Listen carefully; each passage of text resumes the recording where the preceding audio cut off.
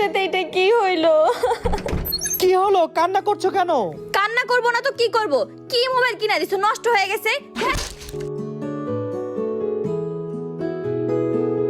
এখন কি করি আইডিয়া। প্রথমে আমি সার্চ করে নিলাম Oppo অফিশিয়াল কাস্টমার সার্ভিস, তারপর আমি একটু নিচে স্ক্রল করে রিজার্ভেশন সার্ভিসে ক্লিক করলাম। তারপর এখানে আমি ডেট এন্ড টাইমটা সিলেক্ট করে আমার পার্সোনাল ইনফরমেশন দিয়ে রিজার্ভেশনটা কমপ্লিট করে নিলাম। কিছুক্ষণের মধ্যে সার্ভিস সেন্টার থেকে আমাকে কল করে আমার রিজার্ভেশনটি কনফার্ম করা হয়। সার্ভিস সেন্টারে যাওয়ার জন্য আমি তাড়াতাড়ি করে রেডি হয়ে নিচ্ছি, কারণ আজকে অন্তরার মনটা ভীষণ খারাপ। যে করেই হোক ওর ফোনটা আমাকে আজকেই ঠিক করে দিতে হবে। অবশেষে আমরা দুজন মিলে পৌঁছে গেলাম অপ্পোর সার্ভিস সেন্টারে। এইখানে আসা মাত্রই আমাদের জিজ্ঞাসা করছিল আপনাদের কি রিজার্ভেশন করা। আমরা জানালাম হ্যাঁ আমাদের রিজার্ভেশন করা। ঠিক এমন সময় আমাকে কাউন্টারে ডাকা হলো। আমি অন্তরাকে সান্ত্বনা দিয়ে মোবাইলটি নিয়ে কাউন্টারে জমা দিই। কাস্টমার সার্ভিস সেন্টার থেকে জানতে চাইলো আমার ফোনে কি হয়েছে। আমি তাদের জানালাম আমার ফোনটি সাডেনলি অফ হয়ে গেছে। তখন